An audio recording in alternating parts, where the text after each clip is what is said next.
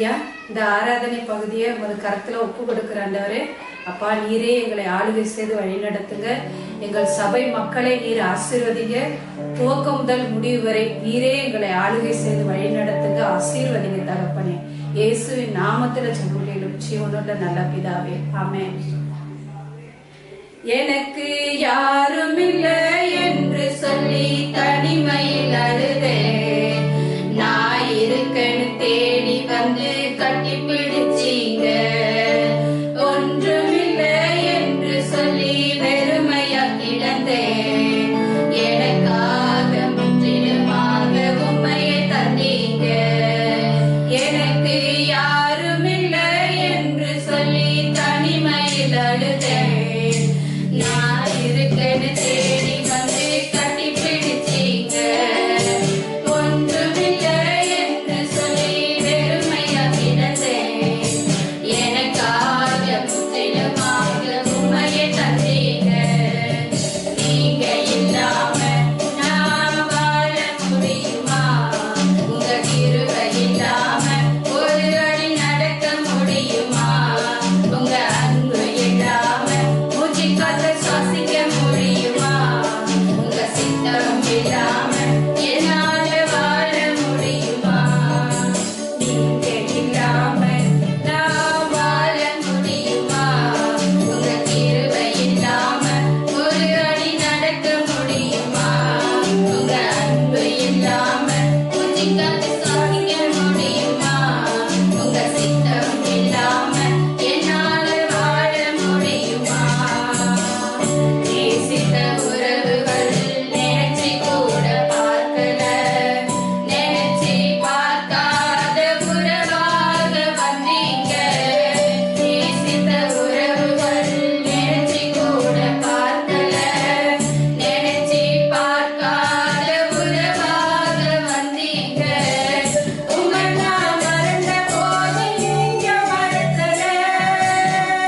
உம்மை நான் மறந்த போது நீங்க மறக்கல. நீங்க இல்லாம நான் வாழ முடியுமா? உங்க கிருபை இல்லாம ஒரு அடி நடக்க முடியுமா? உங்க அன்பு இல்லாம மூச்சு காற்ற சுவாசிக்க முடியுமா? உங்க சித்தம் இல்லாம என்னால வாழ முடியுமா? எனக்கு யாரும் இல்லை என்று சொல்லி தனிமையில் அழுதேன். நான் இருக்கன்னு தேடி வந்து கட்டி பிடிச்சீங்க. ஒன்றுமில்லை என்று சொல்லி வெறுமையா கிடந்தேன். எனக்காக முற்றிலுமாக உண்மையை தந்தீங்க. நீங்க இல்லாம நான் வாழ முடியுமா? உங்க கிருபை இல்லாம ஒரு படி நடக்க முடியுமா? உங்க அன்பு இல்லாம மூச்சு காற்ற சுவாசிக்க முடியுமா? உங்க சித்தம் இல்லாம என்னால வாழ முடியுமா? हालेलुया। सब मिलकर परमेश्वर की आराधना करेंगे। तेरी स्तुति मैं करूँ, आराधना करूँ दिल से, दिल से। तेरी स्तुति मैं करूँ, आराधना करूँ दिल से, दिल से। मेरी सांसों में तेरा नाम रहे। तेरी सांसों में मेरा नाम रहे।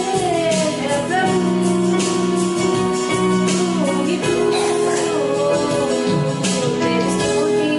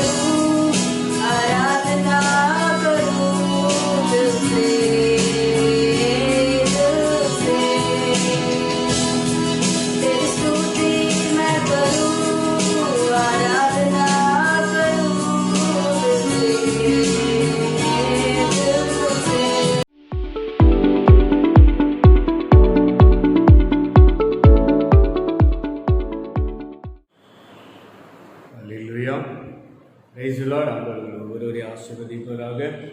மீண்டும் இந்த யூடியூப் சேனல் வழியாக தேவன் நம்ம ஒவ்வொருவரையும் சந்திக்க வைத்திருக்கிறார். ஆதலால் நம்ம ஆண்டவருக்கு நன்றி சொல்லுவோம். இந்த லாக்டவுனில் கூட தேவன் இவ்வளவு நாளாக நம்மை பாதுகாத்து நம்ம உயர்த்தி நம்ம மகிழச் செய்து தேவைகளை சந்தித்து அற்புதங்களோடும் அடையாளங்களோடு கூட நம்மை நடத்தி கொண்டு வருகிறார். ஆதலால் நம் ஆண்டவருக்கு நன்றி சொல்ல போகிறோம்.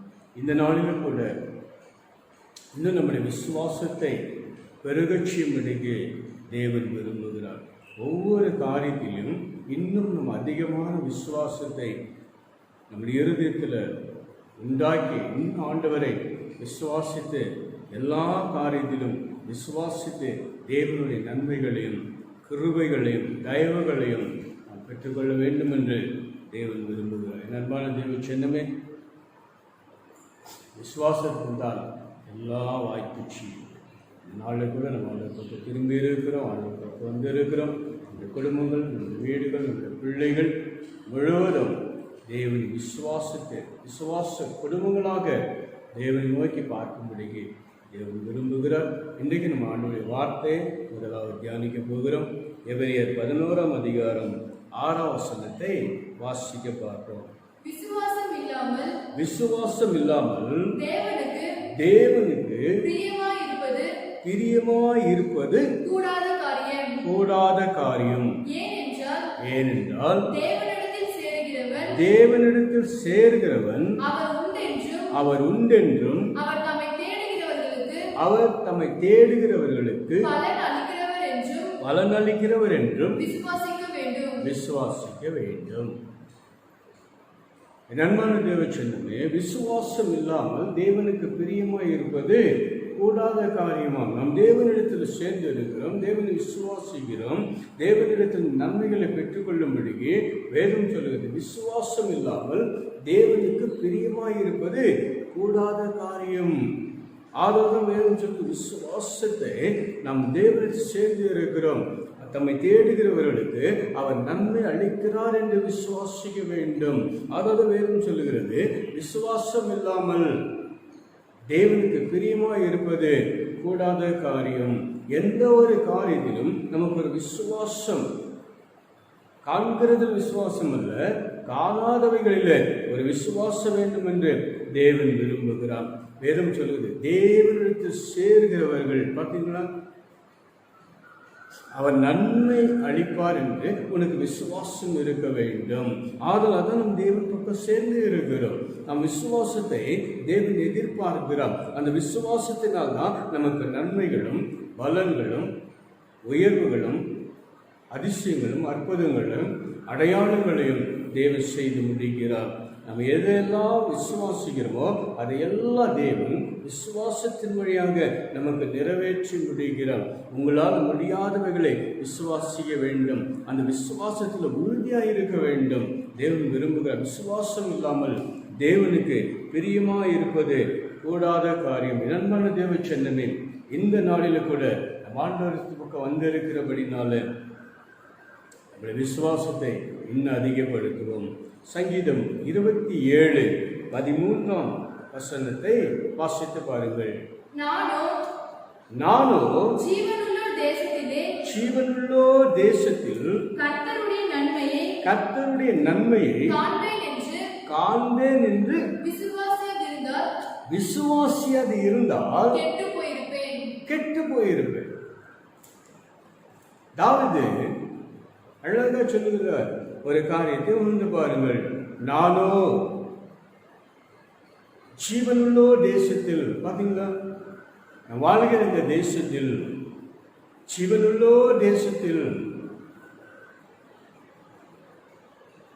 நான் யாரை விசுவாசிக்க வேண்டும்? வேதம் நானோ வாசிப்போம். நானோ ஜீவனுள்ளோ தேசத்தில் கர்த்தருடைய நன்மையை நல்ல கவனிங்க, கர்த்தருடைய நன்மையை காண்பேன் என்று விசுவாசியாது இருந்தால் நான் கெட்டு போயிருப்பேன். ஜீவனுள்ள தேசத்தில் நான் கர்த்தரை விசுவாசிக்கிறேன், நான் விசுவாசியாக இருந்தால் நன்மைகள் பெற்றுக்கொள்வேன் என்று விசுவாசியாக இருந்தால், நான் சுகம் பெற்றுக்கொள்வேன் என்று விசுவாசியாக இருந்தால், நான் ஆசீர்வாதத்தை பெறுவேன் என்று நான் விசுவாசியாக இருந்தால், நான் சுகத்தை பெற்று கொள்வேன் என்று விசுவாசியாக இருந்தால், இந்த தேசத்துல நான் கெட்டு போயிருக்கேன். ஆம் பிரியமான என் தேவச்சனே, நாம் விசுவாசத்தில் நாம் பெற்றுக்கொள்வோம் என்று விசுவாசிக்க வேண்டும். இந்த ஜீவனுள்ள தேசத்தில் இந்த வாழ்க்கை நாட்களிலே கர்த்தரை விசுவாசிக்கிறது எல்லா நன்மைகளும் பெற்றுக்கொள்வோம் என்று விசுவாசிக்க வேண்டும். அதைதான் தாவீது நமக்கு தெளிவாக போதிக்கிறார். நான் மட்டும் விசுவாசியாது இருந்தால், நன்மை பெறுவேன் என்று விசுவாசியாது இருந்தால், நான் இந்த தேசத்தில் கெட்டு போயிருப்பேன். நண்பர்களே, தேவச்சன், விசுவாசம் என்பது உங்களை உயிர்ப்பிக்க செய்கிறது. உங்கள் வாழ்க்கையை தலைகளாய் மாற்றிவிடும். அதுதான் விசுவாசம். இல்லாத ஒன்றை இருக்கிறதாக விசுவாசிப்பது தான் விசுவாசம். காண்கிறது விசுவாசிப்பது அல்ல, காணாத ஒன்று விசுவாசிப்பது தான் விசுவாசம். அதுதான் வேதம் சொல்லுகிறது, இந்த ஜீவனுள்ள தேசத்தில் கர்த்தருடைய நன்மையை நான் விசுவாசியாது இருந்தால், அவர் எனக்கு ஒரு அற்புதம் செய்வார் என்று நான் விசுவாசியாது இருந்தால், சிக்லாக் தேசத்தில் இடத்துல போய் தாவீது சிக்கிக் கொள்ளுகிறார். பாருங்கள், சூழ்நிலை 4 பக்கமும் ஒரு பிரச்சனை, போராட்டங்கள், விடுவிக்க யாருமில்லாத ஒரு சூழ்நிலையை பார்க்கிறார். என் அன்புக்குரிய தேவன், அந்த சமயத்திலையும் தேவன் அவர் விசுவாசித்தார். சிக்கலாக்கில் சிக்கிக் கொண்டிருந்த தாவீதை கர்த்தர் மறுபடியும் அழைத்து கொண்டு வந்து ராஜாவாக தேவன் அபிஷேகம் பண்ணினார். பார்த்தீர்களா? நீங்கள் எங்கே சிக்கிக் கொண்டிருந்தாலும் தேவனை விசுவாசிக்கும் போது அந்த இடத்திலிருந்து உங்களை அழைத்து வந்து மறுபடியும் உங்களை ஆசீர்வதித்து மறுபடியும் உயர்த்துவார். தாவீது பாருங்கள், சிக்லாகில் சிரித்து தவிக்கிறார். எல்லாம் இழந்து போயிருக்கு, ஒன்றுமில்லை. வேதம் சொல்லுகிறது, அவர் காலில் செருப்பு கூட இல்லாமல் இருந்தார். ஒன்றுமில்லாத போது கர்த்தரை விசுவாசம். தேவன் என்னை உயர்த்துவார், தேவன் என்னை நடத்துவார், தேவன் எனக்கு பரிகரிப்பார், தேவன் எனக்கு பராமரிப்பார் என்று விசுவாசிக்கும் போது உனக்கு தேவன் நன்மை செய்யும். அதுதான் வேதம் சொல்லுவது. நான் மாத்திரம் என் தேவனை விசுவாசம் இருந்தால் அந்த தேசத்தில் நான் கெட்டு போயிருப்பேன், நான் அழிந்து போயிருப்பேன், ஒன்றுமில்லாத இருந்திருப்பேன், பரதேசியாக இருந்திருப்பேன்.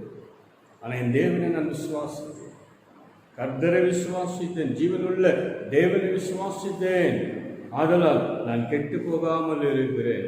என் அன்பான தேவ சென்னமே, இந்த விசுவாசத்தை தான் கர்த்தர் இன்றைக்கு உங்களிடத்திலும் என்னிடத்திலும் இன்னும் அதிகமாக எதிர்பார்க்கிறார். அந்த விசுவாசத்தில் உறுதியாக இருப்போம். கர்த்தர் எங்களை ஆசீர்வதிப்பார், கர்த்தர் எங்களை உயர்த்துவார். இந்த ஊரக நாளில், இந்த லாக்டவுனில் கூட கர்த்தர் எங்களை போஷிப்பார், கர்த்தர் எங்களை நடத்துவார். கர்த்தர் ஒரு குறை இல்லாதபடிக்கு, ஏன் இன்னும் சொல்ல போன உங்களை கடனே இல்லாதபடிக்கு கூட கர்த்தர் நடத்த வல்லமுள்ள தேவன். நீ விசுவாசித்தால் இந்த அற்புதங்களை நீ காண்பார். அதுக்கு தான் தேவன் பரிசுத்த ஆவியினால் நிறைந்து இந்த விசுவாசத்தை பரிசுத்த ஆவியானவர் நமக்கு போதித்துக் கொண்டிருக்கிறார். நம்முடைய விசுவாசம் இன்னும் பெருக வேண்டும். தேசத்தில் மழை இருக்கோ, தேசத்தில் ஆசீர்வாதம் இருக்கோ, தேசத்தில் நன்மை இருக்கோ தெரியாது. ஆனால் ஒன்று மட்டும் நமக்கு தெரியணும், என் ஆண்டவர் என்னை நடத்துவார், கர்த்தர் என்னை நடத்துவார். அதுதான் தாவீது சொன்னார், நான் மாத்திரம் விசுவாசியாக இருந்தால் நான் கெட்டு போயிருப்பேன். அன்புக்குரிய தேவச்சன், இந்த நாளில் விசேஷம், இந்த லாக்டவுனில் நீங்கள், நான், குடும்பம், பிள்ளைகள், சபைகள், விசுவாசிகள், ஊழியக்காரர்கள், வாலிபர்கள், சிறு பிள்ளைகள் கர்த்தரை தான் விசுவாசிக்க வேண்டும். ஏன்னா அவர் தான் உன்னை போஷிக்கிறார், அவர் தான் உன்னை நடத்துகிறார், அவர் தான் உன்னை பாதுகாக்கிறார். தேசத்தினுடைய நன்மைகளை அவர் தான் உனக்கு அனுப்புவார். நீ விசுவாசி, உன் வீட்டினுடைய களஞ்சிகள் நிரப்பப்படும். விசுவாசி, உனக்கு அற்புதங்களை ஆண்டவர் செய்ய ஆரம்பிப்பார். அவிசுவாசமே இருக்கிறது, வருமா வராதா, அப்படிப்பட்ட விசுவாசம் இருக்கு. விசுவாசம், அந்த விசுவாசம் என்ன? வரும், வரும். அதுதான் விசுவாசம். வராதுங்கிற விசுவாசம் இல்லை, அந்த வார்த்தையே இல்லை. அது அவிசுவாசிகளுடைய வார்த்தைகள். நம்முடைய விசுவாச வார்த்தை என்ன? வரும் வரும், கிடைக்கும் கிடைக்கும், நடக்கும் நடக்கும். அதான் தாவீது அழகா சொன்னான், நான் மட்டும் விசுவாசத்தை இருந்தால் நான் கெட்டு போயிட்டேன். உங்கள் விசுவாசம் நாளில் இன்னும் பெருக வேண்டும் என்று தேவன் விரும்புகிறார். இப்போது இருக்கிற விசுவாசத்தை காட்டிலும் இன்னும் ஒரு விசுவாசத்தை தேவன் எதிர்க்கிறார். ஆதியாகமம் 15ஆம் அதிகாரம் 6ஆம் வசனத்தை நீங்கள் வாசித்து பாருங்கள். ஆதியாகமம் 15:6. அவன் கர்த்தரை விசுவாசித்தான், அவன் கர்த்தரை விசுவாசித்தான், அதை அவர் அவனுக்கு நீதியாக எண்ணினார். கவனித்தீர்களா? ஆபிரகாம் கர்த்தரை விசுவாசித்தார். அவன் கர்த்தரை விசுவாசித்த அந்த விசுவாசத்தை கர்த்தர் பார்த்து அதை அவர் அவனுக்கு நீதியா எண்ணினாராம். கவனித்தீர்களா? வாசித்து பாருங்கள். அவன் கர்த்தரை விசுவாசித்தான். அவன் யாரை விசுவாசித்தான்? ஆபிரகாம் கர்த்தரை விசுவாசித்தான். அந்த விசுவாசத்தை ஆண்டவர் பார்த்து கொண்டே இருந்தார். நல்ல கவனிக்கணும். ஆபிரகாம் கர்த்தரை விசுவாசித்தான், அந்த விசுவாசத்தை கர்த்தர் பார்த்து கொண்டே இருந்தார். அப்போ உங்க விசுவாசத்தை கூட கர்த்தர் பார்க்கும்படிக்கு நீங்கள் விசுவாசிக்க வேண்டும். வேதம் சொல்லுகிறது, அவன் கர்த்தரை விசுவாசித்தால் அதை அவனுக்கு நீதியாக எண்ணினார். பாத்தீங்களா? அவனுடைய விசுவாசத்தை கர்த்தர் பார்த்து அதை அவனுக்கு நீதியாக எண்ணினார். அவனுடைய விசுவாசத்தை கர்த்தர் பார்த்தார். ஆபிரகாமுடைய விசுவாசத்தை பார்த்து ஆண்டவர் அதை அவனுக்கு நீதியா எண்ணினார். இன்னைக்கு உங்க விசுவாசத்தை பார்த்து கர்த்தர் உங்களை நீதியா எண்ண வேண்டும். அதெல்லாம் தேவன் விரும்புகிறார். உங்கள் விசுவாசத்தை பார்க்கிற ஆண்டவர், விசுவாசத்தை காண்கிற ஆண்டவர். இன்றைக்கும் வேதம் சொல்லுகிறது, ஆபிரகாமுடைய விசுவாசத்தை கர்த்தர் பார்த்தார், பார்த்துக்கிட்டே இருந்தார். எவ்வளவு விசுவாசிங்க, அந்த விசுவாசத்தை பார்த்த ஆண்டவர் அதே அவனுக்கு நீதியா எண்ணினார். என் அன்பான தேவ சின்னமே, உங்க விசுவாசத்தை கர்த்தர் பார்த்து உங்களுக்கு நீதி செய்ய வேண்டும், உங்களுக்கு நன்மை செய்ய வேண்டும். அந்த விசுவாசம் உறுதியாக இருக்க வேண்டும். என்ன நடந்தாலும் என்ன வந்தாலும் ஒரு விசுவாசம் ஆண்டவர் மீது இருக்குது, தளர முடியாது. ஆமென். ஆண்டவர் என்னை செய்வார், ஆண்டவர் தப்பு வைப்பார், ஆண்டவர் நடத்துவார், ஆண்டவர் என்னை போஷிப்பார் என்கிற ஒரு விசுவாசம் இருக்க வேண்டும். அதுதான் வேதம் சொல்லு. ஆபிரகாம் கர்த்தரை விசுவாசம். அந்த விசுவாசம் என்ன? அவனுக்கே அது நீதியா எண்ணப்பட்டதா. பாத்தீங்களா? நம்முடைய விசுவாசம், வேதம் சொல்லுகிறது, மனுஷன் முகத்தை பார்க்கிறான், ஆண்டவர் நம்முடைய இருதயங்களை பார்க்கிறார். அந்த இருதயத்தை பார்க்கிற ஆண்டவர் நம்முடைய விசுவாசத்தை கவனிக்கிறார். எந்த அளவுக்கு நீ கர்த்தர் மேல் விசுவாசமா இருக்கு. அப்ப ஆபிரகாம் விசுவாசித்தான். யாரை விசுவாசித்தான்? கர்த்தரை விசுவாசித்தான். எப்போது விசுவாசித்தான்? வேதம் என்ன சொல்லுகிறது பாருங்கள். ரோமர் 4ஆம் அதிகாரம் 18-19 வசனத்தை வாசிக்க கேட்போம். உன் சன்னதி இவ்வளவா இருக்கும் என்று சொல்லப்பட்டபடியே தாம் அநேக ஜாதிகளுக்கு தகப்பனாவதை நம்புகிறதற்கு ஏதும் இல்லாதிருந்தும் அதை நம்பிக்கையோடு நல்லா கவனித்து பார்த்தீங்களா? 18ஆம் வசனம் ரோமர் 4:18 சொல்லுகிறது. ஆபிரகாம் எப்படி விசுவாசித்தான கர்த்தரை? பார்த்தீங்களா? இந்த வசனத்தை கொஞ்சம் கவனமாக கவனிங்க. அப்போதான் நம்முடைய விசுவாசம். ஏன்னா கர்த்தர் கர்த்தரை ஆபிரகாம் அப்படி விசுவாசித்தான். எப்போது விசுவாசித்தால்? தான் பலவீனமாக இருக்கும்போது கர்த்தரை விசுவாசி. அதனால தான் வேதம் சொல்லுது, அவன் விசுவாசத்தை பார்த்த ஆண்டவர் அதை நீதியா எண்ணினாராம். 18ஆம் வசனத்தை மறுபடியும் வாசி கேட்போம்.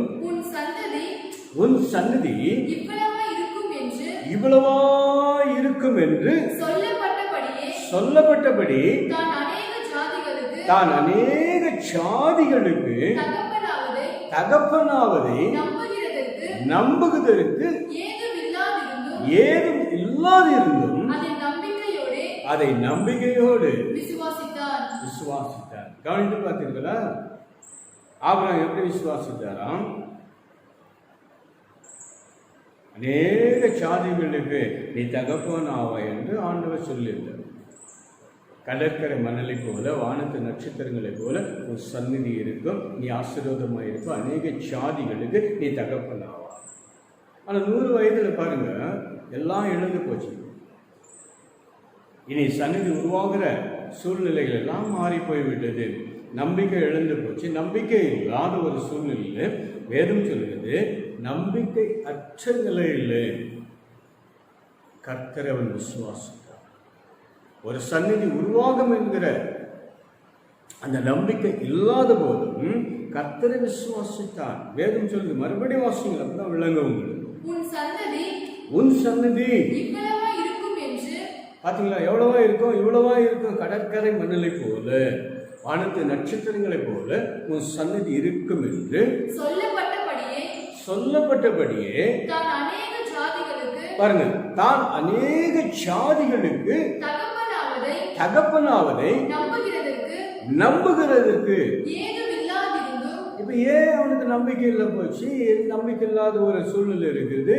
வயது கணக்கு பண்ணி பார்க்கிறார், அந்த நம்பிக்கை எழுந்து போகிறார். வேதம் சொல்லுது, நம்பிக்கை இல்லாத போதும் பாத்தீங்களா? விசுவாசம் தான், அதுதான் விசுவாசம். நம்பிக்கை இல்லாத போதும் அது விசுவாசம். என்ன விசுவாசம்? நான் அநேக திரளான சாதிகளுக்கு நான் தகப்பனாவேன்.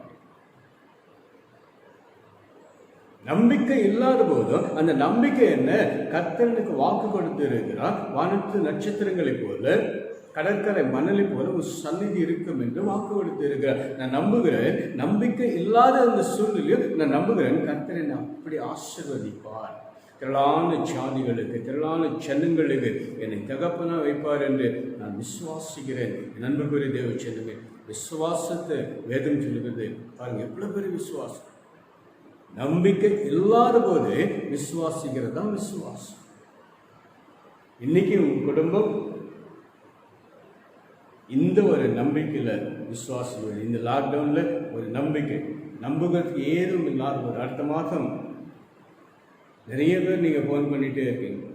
வேலையில் பிரச்சனை, என்ன நடக்குது, வேலை விட்டு எடுத்துகிற மாதிரி இருக்குது, நிறைய வேலை கொடுக்குறாங்க, டென்ஷனில் இருக்கிறோம். ஜெபம் பண்ணுங்கள். உங்களுக்கான ஒரே ஒரு வார்த்தை, நீங்கள் கர்த்தரை விசுவாசம். எத்தனை பேர் உங்களுக்கு டார்ச்சர் பண்ணாலும், எத்தனை பேர் உங்களுக்கு பிரச்சனை கொண்டு வந்தாலும், எத்தனை பேர் எதிராளிகளாய் மாறினாலும், நீங்கள் கர்த்தரை விசுவாசிக்கும் போது அதே இடத்துல கர்த்தர் உங்கள் தலைகளை உயர்த்தி, அதே கம்பெனியில் அதே இடத்துல நீங்கள் இப்போ சாதாரண ஒரு போஸ்டில் இருப்பீங்கன்னு சொன்னால், அதே இடத்துல கர்த்தர் உங்கள் தலைகளை உயர்த்தி ஒரு போஸ்ட் மேலே கொண்டு போய் உங்களை ஆசீர்வதிப்பார். இதை நீ விசுவாசித்தால் ஆண்டவர் அற்புதங்களை அப்படியே செய்யும். சரி, ஆபிரகாமுக்கு ஏன் இந்த விசுவாசம் ஏதும் இல்லாமல் இருந்தது தெரியுமா? கீழே வசனத்தை பாருங்க, 19ஆம் வசனத்தை வாசிங்கள். அவன் விசுவாசத்திலே பலவீனமாய் இருக்கவில்லை. அவன் ஏறக்குறைய 100 வயது உள்ளவனாய் இருக்கும் போதும் தன் சரீரம் செத்து போனதையும், சாராளுடைய கர்ப்பம் செத்து போனதையும். இப்போ அவன் நம்பிக்கை எது? ஏன் பலவீனமாக இருந்துச்சு? எனக்கு 100 வயசு ஆச்சு, சாராளுக்கு 85 வயசு ஆயிடுச்சு, 80 வயசு ஆயிடுச்சு. இப்போது அவளுக்கு குழந்தை பிறகுற எந்த அறிகுறியும் இல்லை, மாத வழிபாடுகளெல்லாம் நின்று போய்விட்டது. 2வது கர்ப்பம் செத்து போன மாதிரி சூழ்நிலை இருக்குது. இப்போ குழந்தை பிறகுற ஒரு சந்நிதி உருவாக்குறதுக்கு அவளுக்கு ஏதும் இல்லாமல். அதில் தான் வேதம் சொல்லுது, நம்பிக்கை இல்லாத ஒரு சூழ்நிலை. ஆபிரகாம் தன்னுடைய வயது, சாராளுடைய சூழ்நிலை பாருங்க, எவ்வளோ அழகாக சொல்லுங்க. சாராளுடைய கர்ப்பம் என்ன ஆகிட்டு இருந்துச்சா? செத்து போயிடுச்சா, முடிந்து போய் எல்லாம் முடிஞ்சிச்சு. இனி அதில் ஒரு சந்நிதி உருவாவதற்கு எந்த வாய்ப்பும் இல்லை. ஆதலால் தான் வேதம் சொல்கிறது, ஆபிரகாம் விசுவாசத்தில் பலவீனமாக இருக்கவில்லையா? இப்படி ஒரு சூழ்நிலையை பார்க்கிறார். ஒரு சந்நிதி இல்லாத ஒரு சூழ்நிலை பார்க்கிறார். சரீரம் செத்து போனது, பலவீனமாய் இருக்கிறது என்ற சூழ்நிலை பார்த்த பிறகும் வேதம் சொல்கிறது ஆபிரகாம் தன்னுடைய விசுவாசத்துல பலவீனமாய் இருக்கவில்லை. என் அன்பான தேவச்சனமே, சுற்றி எத்தனையோ பிரச்சனைகள் நாம் பார்க்கிறோம் அல்லவா? சில நேரத்தில் பலவீனமாகிடும். பக்கத்து வீட்டில் கொரோனா வந்துச்சு, நம்ம வீட்டை எவ்வளோ சுத்தம் பண்ணுறோம் யோசித்து பாருங்க. ஒரு 4 வீதி தள்ளி ஒரு கொரோனா வந்து இருக்குன்னு சொன்னால் நம்ம வீட்டை நம்ம எவ்வளோ சுத்தப்படுத்த பயத்தினோடு இருக்குது. இங்கே ஆபிரகாம் ஒரு எதிர்காலம் இல்லை என்கிற ஒரு சூழ்நிலையில கர்த்தரை விசுவாசம். மாணவியாக சாராள் ஒரு சந்நிதி உருவாக்க அவளுக்கு தகுதி இல்லாத போது கூட, இன்னைக்கு கூட உங்கள் குடும்பத்தில் எத்தனையோ பேர்களுக்கு குழந்தை பாக்கியம் இல்லை, கர்ப்பப்பைகள் அடைக்கப்பட்டு இருக்கு, எத்தனையோ வருடங்கள் ஆகிவிட்டது, திருமணமாகி குழந்தை பாக்கியம் இல்லை என்று இருக்கிற உங்களுக்கு தான் ஆண்டவர் இந்த வார்த்தைகளை உங்களுக்கு பேசிக்கொண்டு இருக்கிறார். நீங்கள் விசுவாசத்தில் பலவீனமாக இருக்கக்கூடாது. எத்தனை டாக்டர்கள் சொல்லியிருந்தாலும், எத்தனை பேர் உங்களுக்கு சொல்லியிருந்தாலும், ஆனால் உங்கள் விசுவாசம் கர்த்தர் மீது வைக்க வேண்டும். வேதம் சொல்லுவது சாராளுடைய கர்ப்பப்பை செத்து போயிருந்தது, அவளுக்கு மாதவ சூழ்நிலை எல்லாம் மாறி போயிருந்தது. ஆனாலும் ஆபிரகாம் கர்த்தர் அதே போல தான். அன்பான தேவ சின்னமே, இந்த செய்தியை கேட்டுக்கொண்டு இருக்கிற குழந்தை பாக்கியம் இல்லாதவர்கள், பல வருடங்கள் திருமணமாக எத்தனை வருடமாக இருந்தாலும் பரவாயில்ல, இந்த வார்த்தை நீங்கள் கெட்டியாக பிடித்துக் கொள்ளுங்கள், விசுவாசத்தோடு பிடித்துக் கொள்ளுங்கள். ஆண்டவரே, ஒரு கர்ப்பப்பை இல்லாத செத்து போயிருக்கிற சூழ்நிலை, சரீரத்தில் பலவீனமாக இருக்கிற அந்த சரீரத்தில் ஒரு சந்நிதியை உருவாக்க நீ வல்லமுள்ளவர் என்று சொன்னார். என் குடும்பத்தை நீர் ஆசீர்வதிக்க, என் குடும்பத்திற்கு நீர் உயர்த்த வல்லவராக இருக்கிற என்று விசுவாசிங்கள். அடுத்த வருஷம் உங்கள் வீட்டில் ஒரு நல்ல குழந்தை பாக்கியத்தை நீங்கள் காண்பீர்கள். கர்த்தருடைய வார்த்தை நீங்கள் விசுவாசத்தோடு பிடித்துக் கொள்ளுங்கள். ஆபிரகாம் அதை தான் செய்தார், விசுவாசத்தார். அவன் விசுவாசத்தில் பலவீனமாக இருக்கவில்லை. வருமா, கிடைக்குமா, சந்நிதி இருக்குமா இல்லையா என்று இல்லை. அவன் ஒரே ஒரு விசுவாசம், கர்த்தர் என்னை ஆசீர்வதிப்பார், அவ்வளவுதான். கர்த்தர் என் சந்நிதியை பெருகச் செய்வார், நான் அநேக திரளான ஜாதிகளுக்கு தகப்பனாய் இருப்பேன் என்று கர்த்தர் அவன் விசுவாசித்தான். அந்த விசுவாசத்தை தான் கர்த்தர் பார்த்து அவனுக்கு நீதி செய்தார். இன்னைக்கு உங்களுடைய விசுவாசத்தையும் கர்த்தர் பார்க்கிறார். விசுவாசத்தை குறைவுள்ளதாக இருந்துச்சா?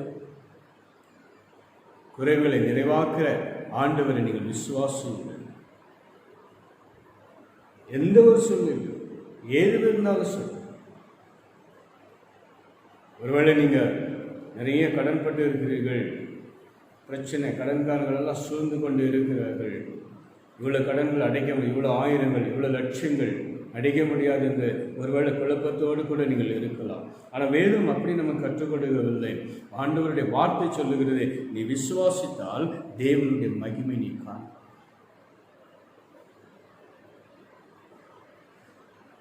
எவ்வளோ இருக்கட்டும், லட்சங்கள் நமக்கு தான் 1000 லட்சம் கோடி, ஆனால் ஆண்டவருக்கு அதெல்லாம் சாதாரணமான விஷயம்.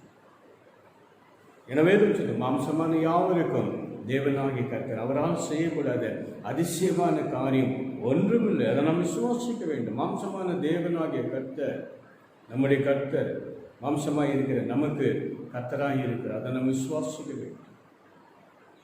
அதான் வேதம் சொல்லும், அவரால் செய்யக்கூடாத அதிசயமான காரியம் ஒன்றுமில்லை. என் அன்புக்குரிய தேவ சின்னமே, ஆபிரகாம் கர்த்தரை விசுவாசித்தார். இன்னைக்கு உங்களுடைய விசுவாசம், நம்முடைய விசுவாசம் இன்னைக்கு பெருக வேண்டும் என்று தேவன் விரும்புகிறார். சூழ்நிலைகள் மாறிக்கொண்டே இருக்கலாம்,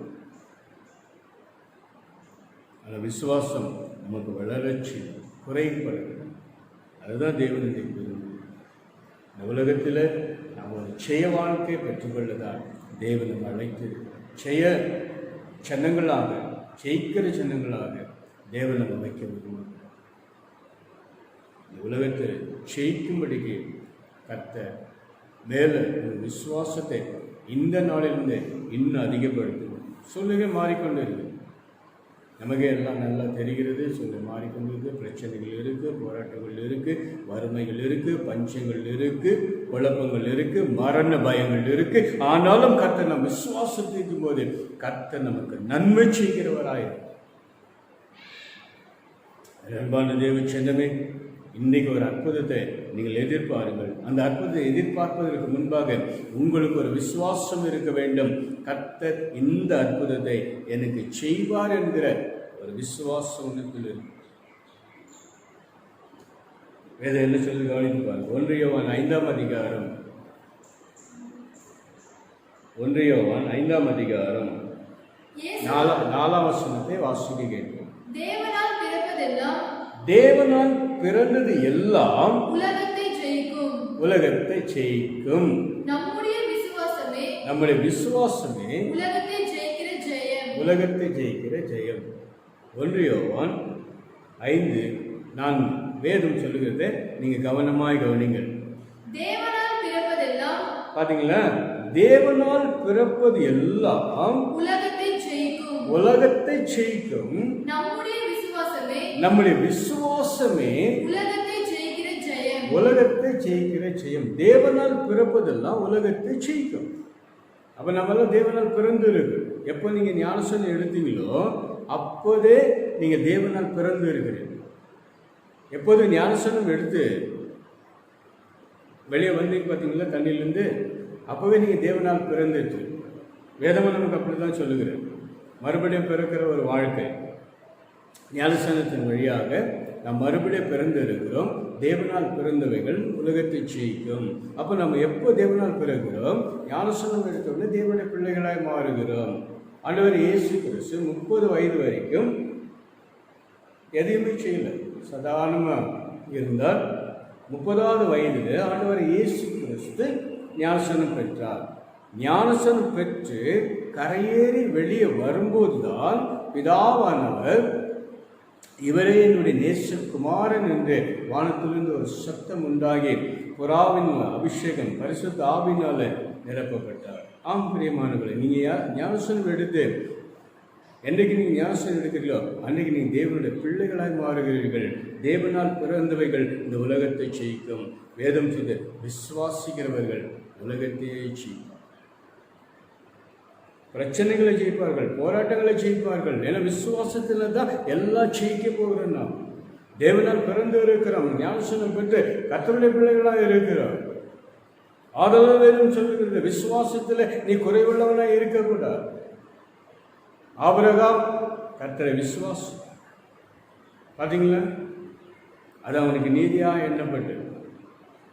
உலகத்தில் தேவனால் பிறந்தவர்கள் தான் ஜெயிக்க முடியும். தேவனால் பிறந்தவர்கள் தான் பிரச்சனைகள், போராட்டங்கள், வறுமைகள், தரித்திரங்கள் எல்லாவற்றிலும் ஒரு ஜெயத்தை காண்பார்கள். அதெல்லாம் நீங்கள் தேவனால் பிறக்க வேண்டும். தேவனால் பிறந்தவர்கள் உலகத்தை ஜெயிப்பார்கள். விசுவாசிகள், தேவனுடைய விசுவாசத்தில் பிறந்தவர்கள் இந்த உலகத்தையே ஜெயிப்பார்கள். அவ்வளோ ஒரு விசுவாசத்தில் கர்த்தர் நமக்கு ஒரு ஜெயத்தை வைத்திருக்கிறார். அன்புக்குரிய தேவச்சது, இந்த விசுவாசத்தை நீங்கள் இன்றைக்கு வளர்க்கும் போது இந்த உலகத்தை ஜெயிப்பீர்கள். எத்தனை பிரச்சனைகள், போராட்டங்கள் இருந்துக்கிட்டே இருக்கு. வேதம் அப்படித்தான் நமக்கு கற்றுக் கொடுக்கிறது. உலகத்தில் உங்களுக்கு உபத்திரம் உண்டு, உலகத்தில் உங்களுக்கு சமாதானம் இருக்குது, உங்களுக்கு சந்தோஷம் இருக்குது, உங்களுக்கு இருக்கு என்று சொல்லவில்லை. மாறாக ஆண்டவர் சொல்கிறார், உலகத்தில் உங்களுக்கு உபத்திரம் உண்டு. அந்த உபத்திரத்துக்கு மத்தியில் தான் நம்ம விசுவாசத்தில் நம்ம எல்லாவற்றிலும் ஜெயம் பெற்றுக் கொண்டு இருக்கிறோம். இந்த விசுவாச குடும்பத்தை தான் கர்த்தர் தேடிக்கொண்டு இருக்க. விசுவாச ஊழியக்காரிகளை கர்த்தர் தேடிக்கொண்டு, விசுவாச உள்ள சபைகளை தேடிக்கொண்டு இருக்க. அவர்களுக்கு தேவன் நன்மை செய்யும்படி நீ விசுவாசி. கர்த்தனுக்கு ஒரு அற்புதமான ஒரு ஆரம்பத்தை கர்த்தர் நிச்சயமாய் கட்டளையிடுவார். அன்பான தேவ சொந்தமே, ஜெபிப்பதற்கு முன்பாக உங்கள் விசுவாசத்தை இன்னும் நீங்கள் உறுதிப்படுத்த வேண்டும். எதில் நீங்கள் பலவீனமாக இருக்கிறீர்களோ அதில் உங்கள் விசுவாசத்தை இன்றைக்கு இன்னும் கொஞ்சம் அதிகப்படுத்தும். ஏதோ ஒரு வாரம் செபித்தோம், ஒரு மாதம் செபித்தோம், ஒன்றுமே நடக்கலையே அப்படின்ற அவிசுவாசம் இருக்கக்கூடாது. விசுவாசத்தை நீங்கள் பலவீனமாக இருக்கக்கூடாது. விசுவாசிங்கள், ஆண்டவர் செய்வார், செய்து முடிப்பார் என்கிற விசுவாசத்தை நீங்கள் வளர்க்கும் போது ஆண்டவர் உங்களுக்கு அற்புதமான ஒரு ஆரம்பத்தை கொடுப்பார். இன்றைக்கு ஆண்டவருடைய வார்த்தை கவனித்து பாருங்கள். 1 யோவான் 5ஆம் அதிகாரம் 5ஆம் வசனத்தை வாசிக்க போயிருப்பார். நல்ல கவனிங்க. இயேசுவானவர் தேவனுடைய குமாரன் என்று விசுவாசிக்கிறவனே அன்றி உலகத்தை ஜெயிக்கிறவன் யார்? நீங்க உலகத்தை ஜெயிக்கணும்னா ஆண்டவர் இயேசு கிறிஸ்துவை தேவனுடைய குமாரன் என்று நீங்கள் விசுவாசிக்க வேண்டும். ஜெயிக்கணும்னா ஆண்டவர் இயேசு கிறிஸ்துவின் நாமத்தை நீங்கள் உச்சரிக்க வேண்டும். இயேசு கிறிஸ்துவின் நாமத்தில் தான் நீங்கள் கேட்க வேண்டும். இயேசு கிறிஸ்துவின் நாமத்தில் தான் நீங்கள் ஜெபிக்க வேண்டும். தொடக்க ஜெபமும் முடிவு ஜெபமும் எல்லா ஜெபத்திலும் இயேசுவின் பெயரை நீங்கள் உச்சரிக்க வேண்டும். இயேசுவின் நாமத்தில் கேட்கிறோம் பிதாவே, இயேசுவின் நாமத்தில் ஆரம்பிக்கிறோம் பிதாவே. நாம் செய்யும்போது ஜெபிக்கும் போது வேதம் சொல்வது, இயேசு கிறிஸ்துவானவரே தேவனுடைய குமாரன் என்று நீ விசுவாசித்தால் இந்த உலகத்தை நீ என்ன செய்வார்? செய்வார். அந்த வசனத்தை திரும்ப வாசிப்போம். இயேசுவானவர் தேவனுடைய குமாரன் என்று விசுவாசிக்கிறவன் அன்றி உலகத்தை செய்கிறவன் யார்? என் அன்புக்குரிய தேவச்சந்திரன், உங்க குடும்பத்தை ஜெயிக்கணும், உங்க எதிர்காலத்தை ஜெயிக்கணும், உங்க பிரச்சனைகளை ஜெயிக்கணும் அப்படி என்றால் கர்த்தராகிய இயேசு கிறிஸ்துவே தேவனுடைய குமாரன் என்று நீங்கள் விசுவாசிக்க வேண்டும். அவரை விசுவாசிக்கிறவர்கள் உலகத்தையே ஜெயிப்பார்கள் என்று வேதம் சொல்லுகிறது. அந்த அளவுக்கு உங்களுக்கு விசுவாசம் இன்றைக்கு இன்னும் அதிகப்படுத்த வேண்டும் என்று ஆண்டவர் விரும்புகிறார். அந்த விசுவாசத்தை கொடுக்கத்தான் தேவன் நமக்கு இன்றைக்கு அழைத்திருக்கிறார். நாம் விசுவாசிப்போம், கர்த்தர் நமக்கு நன்மை செய்ய போகிறார். இன்னும் ஒரு காரியத்தை சொல்லி நாம் இப்போது ஜெபிக்க போகிறோம். மத்தேயு மார்க் 11:24 வாசித்து பாருங்கள். நீங்கள் ஜெபம் பண்ணும்போது எவைகளை கேட்டுக்கொள்வீர்களோ அவைகளை பெற்றுக்கொள்வோம் என்று விசுவாசியுங்கள். அப்பொழுது அவைகள் உங்களுக்கு உண்டாகும் என்று சொல்கிறேன். எல்லா வீட்டில் ஜெபம் பண்ணீங்களா? ஜெபத்தில் எல்லா விண்ணப்பங்களும் ஜெபங்களும் தேவைகளும் ஜெபத்தில் வைக்கிறோமா? வச்சுட்டு வேதம் என்ன சொல்லுங்க பாருங்க. ஜெபத்தில் எவைகளை கேட்டீர்களோ அவைகளை பெற்று கொண்டோம் என்று விசுவாசங்கள். அப்போ ஜெபத்தினுடைய நோக்கம் என்ன? உனக்கு விசுவாசம் இருக்கணும். ஜெபத்தில் என்ன விண்ணப்பங்கள் வைத்தார், என்ன ஜெப குறிப்புகளை வைத்தாயோ அதையெல்லாம் நான் பெற்றுக்கொள்வோம் என்று உனக்கு விசுவாசம் இருக்க வேண்டும் என்று ஆண்டவர் விரும்புவது. ஒருவேளை வீடு வாங்கும் என்று ஜெபத்தில் ஆண்டவர் ஒரு நல்ல வீடு வேண்டும். அப்ப ஜெபத்தில் வச்ச பிறகு அதை பெற்றுக்கொள்வோம் என்று விசுவாசம் எனக்கு இருக்கு. ஒரு வாகனம் வாங்க வேண்டும், ஒரு திருமணம் நடத்த வேண்டும், ஏது ஜெப குறிப்பாக இருந்தாலும் நம் ஜெபத்தில் வைத்த பிறகு இவைகளை பெற்றுக்கொள்வோம் என்று விசுவாசம் இருக்கு. அதுக்கு தான் நாம் ஜெபிக்கிறோம். அதான் வேதம் நாம் கற்றுக்கொள்ளுது. ஜெபத்தில் எவைகளை கேட்டீர்களோ, என்னென்ன கேட்டீங்க? சில விஷயங்கள் உடனே கிடைச்சிச்சு, ரொம்ப சந்தோஷமாய் ஆண்டவரே உங்களுக்கு ஸ்தோத்திரம் என்று சொல்ல வேண்டும். சில விஷயங்கள் வாரங்கள் ஆச்சு, மாதங்கள் ஆச்சு, வருஷங்கள் ஆயிடுச்சு, இன்னும் ஒருவேளை நிறைவேறாமல் இருக்கலாம், கிடைக்காமல் இருக்கலாம், வராமல் இருக்கலாம். ஆனால் வேதம் சொல்லி விசுவாசத்தை விட்டு விடாதீர்கள். ஜெபத்தில் நீங்கள் எவைகளை கேட்டீர்களோ அவைகளை பெற்றுக்கொண்டு வென்று விசுவாசங்கள். விசுவாசிக்கும் போது அது அப்படியே உங்களுக்கு கை கூடி வரும். இப்ப நீங்க ஜெபத்தில் என்ன கேட்குறீங்களோ, என்ன விண்ணப்பங்கள் வைக்கிறீங்களோ, ஒன்று நீங்க ஞாபகம் வச்சுக்கணும். நான் ஜெபத்தில் என்ன கேட்கிறேனோ, நான் என்ன விண்ணப்பங்கள் வைத்திருக்கிறேனோ அதை பெற்றுக்கொள்வேன் என்று விசுவாசம்.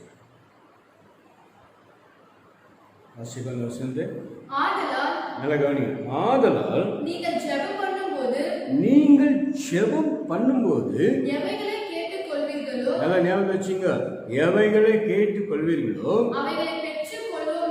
அவைகளை பெற்றுக்கொள்வோம் என்று விசுவாசியுங்கள். விசுவாசிங்கள்.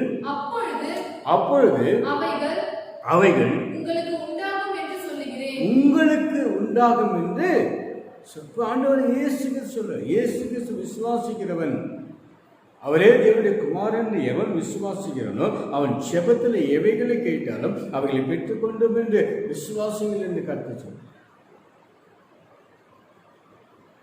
பெற்றுக்கொண்டோம் என்று விசுவாசம். ஒரு பேரப்பிள்ளைய பேத்தியை பார்க்கலன்னா நீங்க விசுவாசிங்க. நான் செபத்தில் வைத்திருக்கேன், ஆண்டவரே ஒரு பேரனை பார்க்கணும், ஒரு பேத்தியை பார்க்க வேண்டும் என்று நான் விசுவாசிக்கிறேன். ஆண்டவரே நான் செபத்தில் வைத்திருக்கிறேன். செபத்தில் வைத்த பிறகு பெற்றுக்கொள்வேன் என்று ஒரு விசுவாசம் இருக்கு. அந்த விசுவாசத்தான் கர்த்தர் எதிர்பார்க்கிறார். விசுவாச சன்னதிகளுக்கு தேவன் நிறைவேற்றி கொடுக்கிறார். ஆபிரகாம் எதுவும் இல்லாத போது விசுவாசத்தால் பெரிய திரளான சாதிகளுக்கு தகப்பனார். என் அன்புக்குரிய தேவ சின்னமே, உன் விசுவாசம் உன்னை உயர்த்த ஆரம்பிக்கும். உன் விசுவாசம் உன்னை நடத்த ஆரம்பிக்கும். உன் விசுவாசம் உன்னை பலப்படுத்த ஆரம்பிக்கும். விசுவாசை படுத்து கிடக்கிற நீ, நான் எழுந்து நடப்பேன் என்று விசுவாசை, நீ எழுந்து நடப்பாய். காது கேட்கலையா? விசுவாசை. கர்த்தர் எனக்கு ஒரு சுகத்தை கொடுப்பார், என் காதுகள் கேட்கும் என்று விசுவாசை. அப்போது உன் காதுகள் கேட்பதை நீ உணர்ந்து கொள்வாய். ஒருவேளை பேச முடியாமல் இருக்கிறாயா? நீ விசுவாசை, நீ பேசுவாய். பார்க்க முடியாமல் இருக்கிறாயா? விசுவாசை. உன் கண்களை கர்த்தர் திறப்பார். நீ விசுவாசை. விசுவாசத்தை தேவன் எதிர்பார்க்கிறார். அவ்வளவுதான் முடிந்தது. அது பிசாசு சொல்லுகிறது, இனிமேல் தலை தூக்க மாட்டேன், உன் குடும்பம் அவ்வளோதான், நீ அவ்வளோதான், உன் வேலை அவ்வளோதான், உன் பிஸ்னஸ் அவ்வளோதான், உன் எதிர்காலம் அவ்வளோதான், உன் படிப்பு அவ்வளோதான், உன் நிலைமை அவ்வளோதான், இனிமேல் தலையே தூக்க முடியாது. இது பிசாசனுடைய அபிவிசுவாசமான வார்த்தைகள். நீ ஆராதிக்கிற தேவன் சாதாரணமான தேவன் அல்ல. வானத்தை பூமியை உண்டாக்கின சர்வ வல்லமுள்ள தேவனை ஆராதித்துக் கொண்டு இருக்கிறார். அவரால் கூடாத காரியம் ஒன்றுமில்லை. நீ விசுவாசி. விசுவாசித்தால் தேவனுடைய நீ மகிமையை காண்பாய். மார்த்தாள் மரியாள் தன்னுடைய ஒரு சகோதரனை இழந்து அழுது புலம்பிக் கொண்டு இருக்கிறார்கள். சகோதரன் மரித்து போனான், கொண்டு போய் அடக்கம் பண்ணிவிட்டார்கள். அழுது புலம்பிக் கொண்டு இருக்கிறார்கள். 4 நாள் ஆகிவிட்டது. 4 நாட்களும் அவர்கள் அழுது கொண்டே இருக்கிறார்கள். தன் சகோதரன் மரித்ததை நினைத்து மார்த்தாள் மரியாள் அழுது கொண்டு இருந்தார்கள். ஆண்டவர் இயேசு கிறிஸ்து 4 நாட்கள் பிறகு அந்த வீட்டுக்கு வந்தார், அந்த இடத்துக்கு வந்தார். அழுது கொண்டிருந்தவர்களை பார்த்தார். வேதம் சொல்கிறது அவரும் கண்ணீர் விட்டார். ஏன்னா அந்த குடும்பத்தை ஆண்டவர் அவ்வளவாய் நேசித்திருந்தார். மார்த்தாள் மரியாள் குடும்பத்தை அவர் அதிகமாக நேசித்திருந்தார். அதாவது லாசர் இறந்த அந்த செய்தியை கேட்டு அவர் வந்தபோது அங்கு அழுது கொண்டிருந்த மார்த்தாள் மரியாளுடைய கண்ணீரை பார்த்து வேதம் சொல்லுது அவரும் கண்ணீர் விட்டார். அதோடு நின்று விடவில்லை.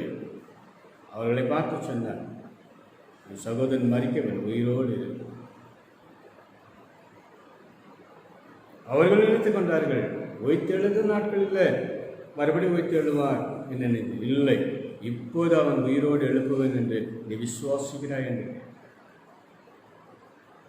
மார்த்தாள் மரியாளுக்கு அப்பொழுதும் ஆண்டவர் இயேசு கிறிஸ்து என்பது விசுவாசம் இல்லாமல் இருக்கும். ஏன்னா மரித்து 4 நாள் ஆகிவிட்டது. அவர்களே சொல்லுங்கள், ஆண்டவரே இப்போ அந்த பணத்தை எடுத்தா நாற்றம் அடிக்குமே, நாருமே என்று சொன்னார். ஆண்டவர் இயேசு கிறிஸ்து என்ன சொன்னார் தெரியுமா? நீ விசுவாசித்தால் தேவனுடைய மகிமை நீ காணும். ஆம் பிரியமான, உன் குடும்பத்தில் எதெல்லாம் முடிந்து போனதோ, எதெல்லாம் தொலைந்து போனதோ, எதெல்லாம் இல்லாமல் போனதோ, நீ விசுவாசித்தால் மறுபடியும் கர்த்தர் உயிர் பெறச்சி மறுபடியும் எழுந்து போனதை உனக்கு கொடுப்பார். லூக்காஸ் 19:10 சொல்லுகிறது, எழுந்து போனதை தேடவும் உனக்கு கொடுக்கவுமே கர்த்தர் இந்த பூமிக்கு வந்தார். நீ விசுவாசித்தால் இந்த தேவனுடைய மகிமையை நீ காண்பாய். அதனால் இந்த ஆண்டவரை எதிர்பார்க்க விசுவாசி. எத்தனையோ டாக்டர் மேலே விசுவாசிக்கிறேன், எத்தனை மருந்துகளை விசுவாசிக்கிறேன், இது சாப்பிட குணமாவேன் என்று விசுவாசி. நல்லது. வேதமும் சொல்லுது, வியாதி உள்ளவர்களுக்கு தான் வைத்தியம் தேவை. வியாதி உள்ளவர்களுக்கு தான் டாக்டர்கள் தேவை. அதே டாக்டர் உன்னை கைவிடும் போது கர்த்தர் தான் உனக்கு தேவை. அதெல்லாம் வேணும். விசுவாசம் இழந்து போனதை திரும்பவும் கற்றுக்கொள்வார். அல்லேலூயா. இன்னைக்கு உன் விசுவாசம் வார்த்திக்கப்படும். உன் குடும்பம் கர்த்தர் விசுவாசி, கர்த்தர் என் குடும்பத்தை நடத்துவார் என்று நீ விசுவாசிக்க வேண்டும். மத்திய 9ஆம் அதிகாரம் 27ஆம் வசனத்தை வாசிக்க கேட்போம். இயேசு அவ்விடம் விட்டு போகையில் இரண்டு குருடர் அவர் பின்னே சென்று தாவீதின் குமாரனே இறங்கும் என்று கூப்பிட்டார்கள். 28ஆம் வசனம். நல்லா கவனிங்க. அவர் வீட்டுக்கு வந்த பின்பு அந்த குருடர் அவரிடத்தில் வந்தார்கள். இயேசு அவர்களை நோக்கி இதை செய்ய வல்லமை உண்டென்று விசுவாசிக்கல என்று கேட்டார். அதற்கு அவர்கள் ஆம் விசுவாசிக்கிறோம் ஆண்டவரே என்றார்கள். 30ஆம் வசனம். அப்பொழுது அவருடைய கண்களை அவர் தொட்டு உங்கள் விசுவாசத்தின்படி உங்களுக்கு ஆக கடவுது என்றார். உடனே அவருடைய கண்கள் திறக்கப்பட்டது. என் அன்பான தேவச்சந்தமே, நீங்க நன்றாக கவனிங்கள். ஒரு விசுவாசம் உங்கள் வாழ்க்கை தலைகளாய் மாற்றும். இந்த மத்திய 9:27-30 வசனங்களை நீங்கள் வாசிக்கும் போது 2 குருடர்களை பற்றி வேதம் எழுதப்பட்டது. வேதம் சொல்லுது, முதலாவது ஆண்டவர் இயேசு கிறிஸ்து அவர் வழியில் சந்தித்தார்கள். இயேசு கிறிஸ்து போய்கொண்டிருந்தார். அந்த வழியில் இந்த குருடர்கள் சந்தித்து தாவீதின் குமாரனே எனக்கு இறங்கும் என்று கூப்பிட்டார்கள். தேவன் இயேசு அப்படியே போய்விட்டார்.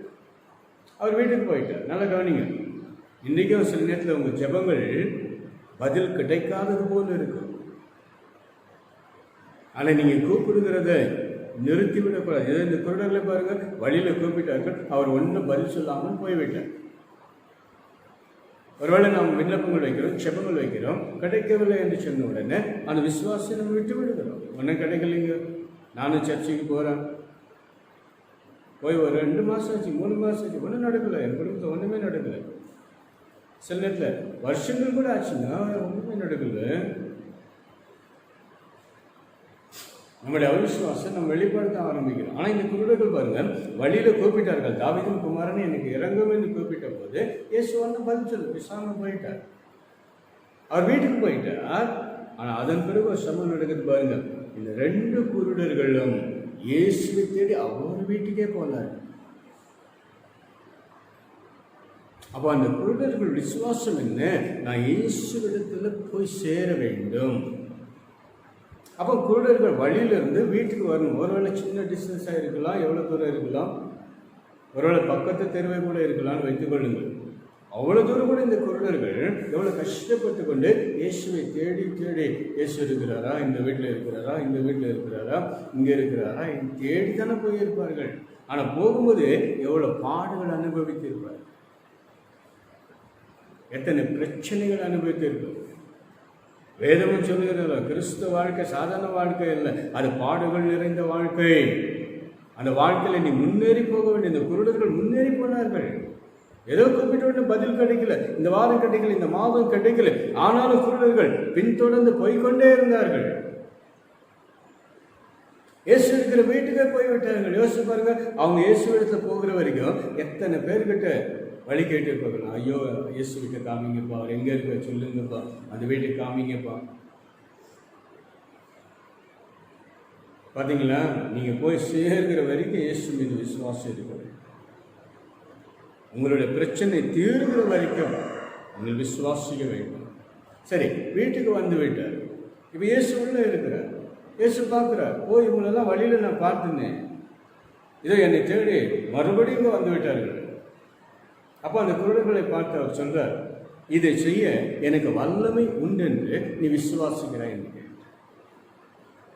பார்த்தீங்களா, அப்போவும் தேவன் என்ன விரும்புகிறார்? ஒரு விசுவாசத்தை தேவன் விரும்புகிறார். ஒரு குருடர்களிடத்துல ஒரு விசுவாசத்தை தேவன் விரும்புகிறார்.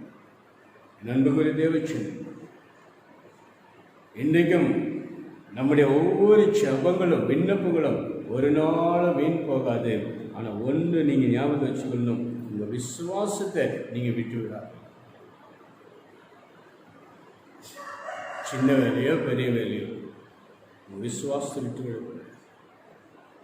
நஷ்டமோ லாபமோ விசுவாசத்தை விட்டு விடக்கூடாது. பிரச்சனையோ போராட்டங்களோ விசுவாசத்தை விட்டு விடக்கூடாது. விசுவாசம் இல்லாமல் தேவனுக்கு பிரியமாக இருப்பது கூடாத காரியம். ஆதலால் நீங்கள் விசுவாசிக்க வேண்டும். கர்த்தர் இன்னைக்கு என்னை போஷிப்பார் என்று விசுவாசிக்க வேண்டும். இந்த வாரம் கர்த்தர் என் குடும்பத்தை நடத்துவார், இந்த மாதம் எங்கள் குடும்பத்தை நடத்துவார், ஆசீர்வதிப்பார் என்று நீங்கள் விசுவாசிக்கும் போது கர்த்தர் இந்த காரியத்தில் உங்களுக்கு உதவி செய்ய வல்லவராக. சரி, வீட்டுக்கு வந்த அந்த குழந்தைகளை பார்த்தேன். ஆண்டவர் கேட்டால், இதை செய்ய எனக்கு வல்லமை உண்டா என்று கேட்டார். இதை செய்ய வல்லமை உண்டு என்று கேட்ட ஆண்டவர் கூட ஒரு வார்த்தை கேட்டார், இதை செய்ய எனக்கு வல்லமை உண்டு என்று நீங்கள் விசுவாசிக்கிறீர்கள் என்று கேட்டார். அப்போ குருடர்களிடத்துல ஆண்டவர் எதிர்பார்க்கிறது என்ன? விசுவாசத்தை எதிர்பார்க்கிற உன் குடும்பத்தில், உன் பிள்ளைகள் இடத்துல, உங்க சபையில ஊழியக்காரர் இடத்துல கர்த்தர் எதிர்பார்க்கிறது ஒரு விசுவாசத்தை எதிர்பார்க்க. உடனே 30 வசனத்தை வாசித்து பாருங்க. உடனே அவருடைய கண்கள் திறக்கப்பட்டது. இதை ஒருவர் அறியாதபடிக்கு எச்சரிக்கையா இருங்கள் என்று இயேசு அவர்களுக்கு கண்டிப்பாக. பாத்தீங்களா? உடனே அவர்கள் கண்கள் விசுவாசிக்கிறது சொன்ன உடனே அவருடைய கண்கள் திறக்கப்பட்டது. நீ எப்போ விசுவாசித்த நீ உறுதிப்படுத்திக் கொள்கிறாய், விசுவாசத்தை எப்போ நீ உறுதியாக நிற்கிறாயோ அப்போது உன்னுடைய செபங்களுக்கு கர்த்தர் பதில் கொடுப்பார். வேதம் சொல்லுது, உடனே அவருடைய கண்கள் திறக்கப்பட்டது. ஆம்பரியமானவர்கள், எத்தனை சூழ்நிலை இருந்தாலும் உன் செபங்கள் ஒருபோதும் வீண் போகாது. ஆனால் வேதம் சொல்லுகிறது, அந்த விசுவாசத்தை நீ நிலைக்கு. ஆண்டவருக்கு முதலும் இல்லை முடிவும் இல்லை. உன் வாழ்க்கையை சரிப்படுத்த விசுவாசத்தை வார்த்தை. குணமாக முடியாத வியாதிகள், சூழ்நிலை மாறாத சூழ்நிலை இல்லை. வெறும் தண்ணீரை ராட்சசமாய் மாற்றினார்.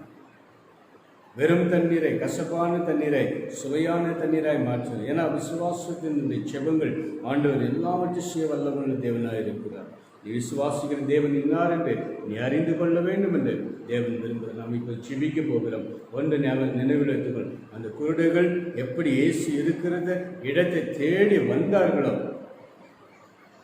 வழியில் வரும்போது பிரச்சனைகள், பாடுகள், போராட்டங்கள் எல்லாம் சந்தித்தும், ஆனால் இயேசுகிட்ட வருவதற்கு அவர்கள் விசுவாசத்தை விட்டுவிடுவது. அந்த விசுவாசத்தோடு வந்து எப்படியாவது இயேசு இடத்துல போய்விட வேண்டும், எப்படியாவது சபைக்கு போய்விட வேண்டும், எப்படியாவது இயேசு கிறிஸ்துவை நான் சந்திக்க வேண்டும், எப்படியாவது இயேசு கிறிஸ்துவிடத்திலிருந்து இந்த ஆசீர்வாதத்தை பெற வேண்டும் என்று விசுவாசத்தோடு வந்தார்கள். வந்தவர்களை கர்த்தர் வெறுமையாக அனுப்பவில்லை. வரும்போது குருடராய் வந்தார்கள், ஆனால் போகும்போது பார்வை உள்ளவர்களாய் போனார். நீங்கள் கூட ஆண்டவரிடத்தில் எப்போதெல்லாம் வருகிறீர்களோ, நீங்கள் வெறுமையாய் வந்தீர்கள் என்று சொன்னால் போகும்போது நிறைவாய் போகும். அல்லேலூயா. ஆண்டவர் அப்படிதான் உங்களுக்கு செய்வார். இன்னொரு காரியத்தை சொல்லுகிற கவனிங்கள். யோவான் 20ஆம் அதிகாரம் 24 வசனத்தை வாசிப்போம். இயேசு வந்திருந்த போது 12 ஒருவனாகிய திதுமு எனப்பட்ட தோமா என்பவன் அவரோடு கூட இருக்கவில்லை. நல்ல கவனிங்க. ஆண்டவர் மரித்து உயிர்த்தெழுந்த பிறகு தன் சீடர்களை சந்திக்க வருக, எல்லாரும் சந்தித்து உங்களுக்கு சமாதானம் உண்டாகட்டும் என்று சொன்னார். அந்த சமயம் பார்த்து அவருடைய சீடர்கள் ஒருவர் ஆகிய தோமா என்பவர் அங்கே இல்லை. இப்போ அவர் வந்து போயிட்டார். எல்லா சீடர்கள் சொன்னாங்களா, ஆண்டவரை பார்த்தோம், சந்தோஷப்பட்டோம், இதோ எங்களுக்கு சமாதானம் கொடுத்தார், எங்களுக்கு வெள்ளத்தை கொடுத்தார் என்று சொன்னபோது இந்த தோமா இவங்க சொன்னதெல்லாம் கேட்ட என்ன வரல இருக்கு, விசுவாசம் வரல.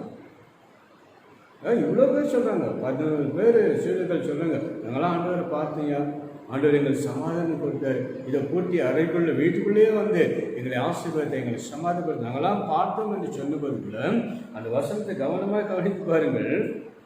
24 வசனத்தையே, இயேசு வந்திருந்த போது 12 ஒருவனாகிய திதுமு எனப்பட்ட தோமா என்பவன் அவங்களோடு கூட இருக்கவில்லை.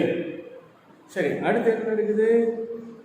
25 மற்ற சீஷர்கள் கர்த்தரை கண்டோம் என்று அவரோடு சொன்னார்கள். அதற்கு அவர் அவருடைய கைகளில் ஆணிகளில் உண்டான காயங்களை கண்டு அந்த காயத்திலே என் விரலை விட்டு என் கையை அவருடைய விழாவிலே போட்டால் ஒழிய நான் விசுவாசிக்க மாட்டேன். இவர் எவ்வளவு பேர் விசுவாசிப்பார்? இயேசு வந்து இருக்கிறார், சீடர்களை சந்தித்து இருக்கிறார், பேசி இருக்கிறார், பார்த்து இருக்கிறார். அவரே சொல்லியிருக்கார், மறுபடியும் நான் உங்களை வருவேன் சந்திப்பேன் என்று சொன்னார். மறுபடியும் நான் உயிர்த்தெழுந்து உங்களை சந்திப்பேன் என்று சொல்லி இருக்கிறான். எல்லா விசுவாசம் தோமா விட்டுட்டார். இப்போ சொல்லுங்க, அப்படியே நீங்கள் பார்த்தீங்களா? அப்போ நானும் பார்க்கணும். ஆனால் எப்படி பார்க்கணும்? என் கையை அவருடைய விழாவில் விட்டு பார்க்கணும். அவருடைய விரல்கள் ஆணி பாய்ந்த இடங்கள்லாம் என் விரல் போய் பார்க்கணும். இன்றைக்கு கூட நிறைய பேர் தொட்டு பார்த்தா தான் விசுவாசம். சிலர்லாம் ஃபோட்டோவை தொட்டு பார்த்து விசுவாசி இல்லையா? சில சிலைகளை பார்த்து விக்கிரங்களை பார்த்து அதை தொட்டாதான் உங்களுக்கு விசுவாசம். இங்கே தோமா கூட விசுவாசம் என்ன? நான் தொட்டு பார்த்தா தான் விசுவாசம்.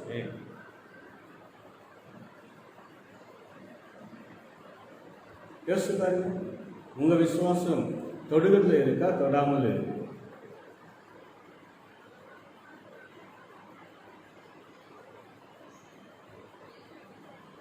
தேவன் ஒரு விசுவாசம் எதிர்ப்பார். சரி, நல்ல காலம். இப்போ இந்த தோமாவை தான் ஆண்டவரை இயேசு கிறிஸ்து இந்தியாவுக்கு அனுப்பினார்.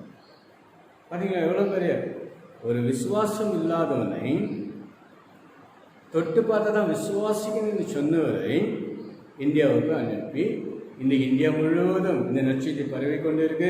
நாமெல்லாம் இந்த நற்செய்தி அறிவிக்கிறதுக்கு காரணமாக இருந்த தோமாவுக்கு முன்னாக ஒரு அவிசுவாசம் உள்ளவராய், விசுவாசம் இல்லாத இருந்தார். ஆனால் விசுவாசத்தை ஆண்டவர் உனக்கு கொடுக்கும்படியே உன்னை தேடி இன்றைக்கு வந்து இருக்கிறார். அதிலே 29ஆம் வசனத்தை வாசித்து பாருங்கள். அதற்கு இயேசு தோமாவே, நல்ல கவனிங்க, அதற்கு இயேசு தோமாவே, நீ கண்டதினாலே விசுவாசித்தாய்,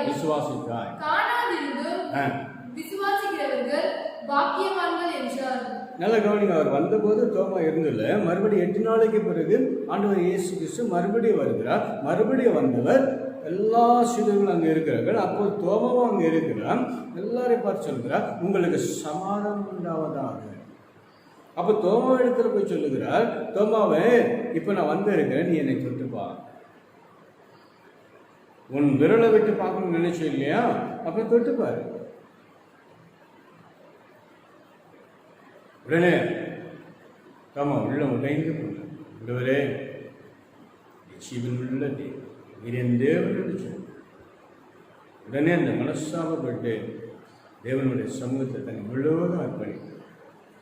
உடனே ஆண்டவர் சொன்னார், 29ஆம் வசனம், தோமாவே, நீ கண்டதினால் விசுவாசிக்கிறார், காணாமலும் விசுவாசிக்கிறவன் பாக்கியவான்.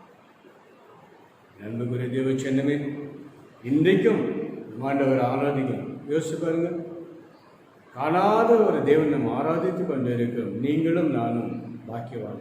யோசிச்சு பாருங்க, நம்ம ஒரு படம் இல்லை, ஒரு போட்டோ இல்லை, ஒரு விக்கிரங்கள் இல்லை, ஒரு சிலைகள் இல்லை.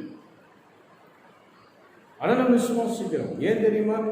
காணாத விசுவாசிக்கிறவர்கள் பாக்கியவான்கள். அப்படி என்றால் நம் பாக்கியவான்களாக இருக்கிற நம்முடைய குடும்பம் பாக்கியவானாக இருக்கிறது. நம் காணாத ஒரு தேவனை விசுவாசித்து ஆராதித்து கொண்டு இருக்கிறோம். அற்புதங்களை செய்கிறார், அதிசயங்களை செய்கிறார், சுகமாக்குகிறார், சாசுகளை துரத்துகிறார், கட்டுகளை உடைக்கிறார். விசுவாசிக்கிறோம். அந்த விசுவாசம் நம்ம பாக்கியவான்களாய் மாற்றி விடுகிறது.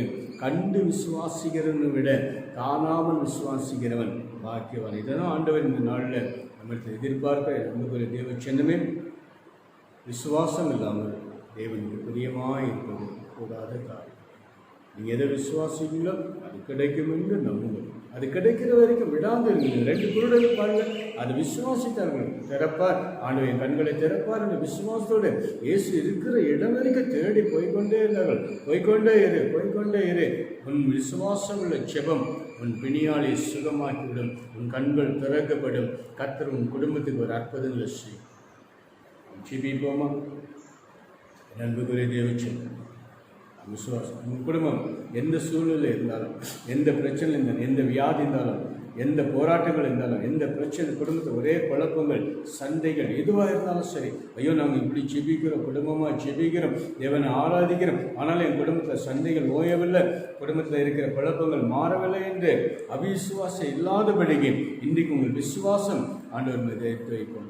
எல்லாரும் அப்படியே எழுந்து நின்று உங்கள் குடும்பத்தில், ஆண்டவரே எங்களுக்கு ஒரு விசுவாசத்தை கொடுங்க. அந்த குருடர்களுக்கு இருந்த விசுவாசம் எங்களுக்கும் ஆழமாய் வேண்டும் என்று சொல்லி இன்றைக்கு அந்த விசுவாசத்துக்கு நேராக நம்முடைய இருதயங்களை திருப்பும் போது கண்டு விசுவாசிக்கிறவனை விட காணாமல் விசுவாசிக்கிறவன் பாக்கியவான் என்று சொன்னார். இந்த நாளில் கூட ஆண்டவருடைய கரத்தில் அர்ப்பணிப்போம். இருக்கிற இடங்களிலே எல்லாம் வலது கைகளை உங்கள் இருதயத்தில் வைத்துக் கொள்ளுங்கள். இன்றைக்கு ஒரு அற்புதத்தை நீங்கள் எதிர்பாருங்கள். அந்த விசுவாசம் உங்கள் சரீரத்தில் அற்புதங்கள் செய்ய ஆரம்பிக்கும். விசுவாசம் உங்கள் வியாதிகளை குணமாக்கும். விசுவாசம் உங்கள் கட்டிகள் கரைந்து போய்விடும். விசுவாசம் உங்கள் குடும்பத்தில் இருக்கிற குழப்பங்கள் மாறும். விசுவாசம் உங்கள் குடும்பத்தில் இருக்கிற ஏழ்மை நிலை, தரித்திர நிலைகள் எல்லாம் மாறும். எவ்வளோ கடன் பிரச்சனைகளும் இன்றைக்கு ஒரு விசுவாசம் வைங்க. ஆண்டவரே நீங்கள் இன்றைக்கி விசுவாசம் பண்ணுங்கள்னு சொல்லியிருக்கிறீங்கப்பா, நாங்கள் விசுவாசி இவ்வளோ கடன் இருக்கு, இந்த கடன்கள் எப்படி அடைப்போம் என்று கலங்கி கொண்டு இருந்தோம் ஆண்டவர். ஆனால் இன்றைக்கு உங்களோட வார்த்தை எங்களுக்கு கிடைத்து விட்டது. நாங்கள் விசுவாசிக்கிறோம். இந்த கடன்களை எங்கள் ஆண்டவரை இயேசு கிறிஸ்து, உயிர்த்தெழுந்த ஆண்டவரை இயேசு கிறிஸ்து இத்தனை கடன்களையும் அடைக்க வல்லமையுள்ள தேவன் என்று நாங்கள் விசுவாசிக்கிறோம். விசுவாசம் ஒப்பு கொடுங்கள். கர்த்தர் உங்களுக்கு அற்புதங்களை செய்வார்.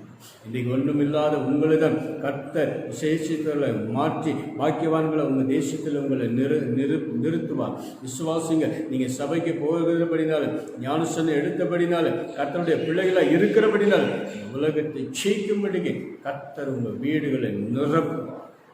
எத்தனை சத்துக்கள் எழுப்பினால், எத்தனை போராட்டங்கள், பிரச்சனைகள், எத்தனை வியாதிகள், குழப்பங்கள் வந்தாலும் சில வீட்டில் கவனித்து பாருங்கள், ஒரே சண்டைகள் எதுக்கெடுத்தாலும் சண்டைகள். சின்ன சின்ன விஷயத்துக்கெல்லாம் நீங்கள் சண்டை போட்டுக்கொண்டு இருக்கிறீர்கள், குழப்பத்தோடு இருக்கிறீர்கள். ஒருவரை பார்த்தா ஒருவருக்கு பிடிக்கவில்லை. இன்னைக்கு விசுவாசிங்க. ஆண்டவரின் குடும்பத்தை சமாதான குடும்பமாய் மாற்றுவார் என்று விசுவாசம். எங்கள் பிள்ளைகளை சமாதான பிள்ளைகளாய் மாற்றுவார் என்று விசுவாசிங்க. அந்த விசுவாசத்தின் ஓட்டம் இன்றைக்கிலிருந்து ஆரம்பிங்கள். ஆண்டவரே நாங்கள் விசுவாசிக்கிறோம் அப்பா, நீ சமாதானத்தின் தேவன் என்று விசுவாசிக்கிறோம், நீ தேவனுடைய குமாரன் என்று விசுவாசிக்கிறோம். ஆண்டவரே எங்கள் சூழ்நிலை எல்லாம் ஒரு சமூகத்தில் வைக்கிறோம். நம்மளை அப்படியே எல்லாம் கண்களை மூடி ஒருவேளை படுத்த படுக்கையாக இருந்தாலும் உன்னை எழுப்ப என் ஆண்டவர் வல்லமுள்ளது. உன் வியாதி படுக்கை மாற்ற வல்லமுள்ளது. லூக்காஸ் 7ஆம் அதிகாரம் 50ஆம் வசனம் சொல்லுகிறது, நீ விசுவாசத்தின்படியே உனக்கு ஆக கடவுள் என்று சொன்ன.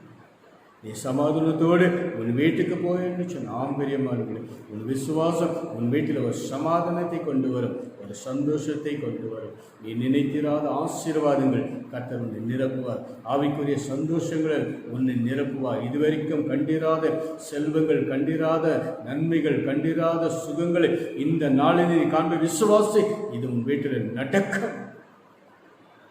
வீட்டை சுற்றி தேவன் தூதர்கள் நிற்கிறார்கள் என்று விசுவாசிங்கள். விசுவாசத்தினால் குடும்பங்கள் காக்கப்படும். லாக்டவுனில் கூட விசுவாசிகள் கர்த்தர் இந்த லாக்டவுன் முடிகிற வரைக்கும் கர்த்தரைகளை போஷிப்பார், கர்த்தரைகளை நடத்துவர், கர்த்தரைகளை ஆசீர்வதிப்பார், கர்த்தரைகளை பாதுகாப்பாக வைத்துக் கொள்வார் என்று விசுவாசம் உள்ள ஜெபம் பிணியாளிகளை சுகமாக்கும். இன்றைக்கு ஒரு அற்புதம் உங்கள் வீட்டில் நடந்து கொண்டு இருக்கு, உங்கள் பிள்ளைகளுக்கு நடந்து கொண்டு இருக்கு. நீங்கள் விசுவாசித்தால் தேவனுடைய மகிமையை நீங்கள் காண்பீர்கள். வருநாளில் ஒரு பெரிய சாட்சிகள் நீங்கள் சொல்ல போறீங்க. நாங்கள் விசுவாசித்தோம், இந்த அற்புதம் நடந்து, நாங்கள் விசுவாசித்தோம், இந்த காரியம் நிறைவேறுது, நாங்கள் விசுவாசித்தோம், எங்களுக்கு கிடைத்தது என்று நிச்சயமாக நீங்கள் சொல்வீர்கள். ஏன்னா நீங்களும் நானும் ஆராதிக்கிற தேவன் ஜீவனுள்ள தேவன். நாம் அவரை விசுவாசிக்கிறோம். கண்டு விசுவாசிக்கிறவன் அல்ல, காணாமல் விசுவாசிக்கிறவன் பாக்கியவான். தகப்பனே, இந்த செய்தியை கேட்ட ஒவ்வொரு பிள்ளைகள் மீதும் இந்த கரம் இந்த நாள் இறங்கி வந்து ஆசீர்வதிக்கும்படிக்காக செபிக்கிறோம் அப்பா. நாங்கள் விசுவாசத்தோடு செபிக்கிறோம். இந்த குடும்பங்கள் நன்மைகள் காணட்டும், கிருபைகள் காணட்டும், செய்யும் தொழில்கள் ஆசீர்வாதமாய் மாறட்டும், வேலைகள் ஆசீர்வாதமாய் மாறட்டும், போக்குவரத்துகள் நன்மையாய் மாறட்டும். நாங்கள் விசுவாசிக்கிறோம். எந்த விபத்துகள் ஆபத்துகளிலிருந்தும் கர்த்தர் இந்த பிள்ளைகளை தப்பு வைக்கும்படிக்கு நாங்கள் செபிக்கிறோம், நாங்கள் விசுவாசிக்கிறோம். இதை அப்படி செய்ய போறமைக்காக நன்றி. ஒரு விசுவாச ஓட்டத்தை ஓடிக்கொண்டு இருக்கிறோம், நாங்கள் ஜெயிக்கும்படிக்கு ஓடிக்கொண்டு இருக்கிறோம் அப்பா. அந்த ஜெயத்தை நீர் கொடுக்கிறமைக்காக நாங்களும் நன்றி செலுத்துகிறோம். ஒவ்வொரு பிள்ளைகளையும் ஆசீர்வதிங்க. இந்த யூடியூபுக்காக செபித்த ஒத்துழைக்கிற இந்த தாங்குகிற ஒவ்வொரு பிள்ளைகளையும் விசேஷமாக நீங்கள் ஆசீர்வதிக்கும்படிக்கு செபிக்கிறோம். கர்த்தருடைய ஆசீர்வாதம் ஒவ்வொரு வீடுகளில் நிறைந்திருக்கிறபடிக்காக நாங்கள் விசுவாசத்தோடு நன்றி செலுத்துகிறோம். இயேசு கிறிஸ்துவின் நாமத்தில் ஜீவித்து இந்த ஆசீர் நன்மைகளை இயேசுவின் நாமத்திலே பெற்று கொடுக்கிறோம். ஜீவனுள்ள நல்ல பிதாவே, ஆமென், ஆமென், ஆமென். என் ஆத்மாவே கர்த்தரை ஸ்தோத்திரி, என் முழு உள்ளமே பரிசுத்த நாமத்தை ஸ்தோத்திரி. என் ஆத்மாவே கர்த்தரை ஸ்தோத்திரி, கர்த்தர் செய்த சகல உபகாரங்களும் என்றும் ஆமென். அன்பான தேவச்சனமே, மீண்டும் நாம் சந்திப்போம். விசுவாசத்தோடு இருங்க. விசுவாசத்தில் பெரிய ஒரு சாட்சியாக கர்த்தர் நிறுத்துவார், குணமாக்குவார். விசுவாசத்தின் சந்நிதியாக கர்த்தர் நம்மை ஆசீர்வதிப்பார். மீண்டும் சந்திப்போம். God bless you. ஆண்டவரை ஆசீர்வதிப்பார்.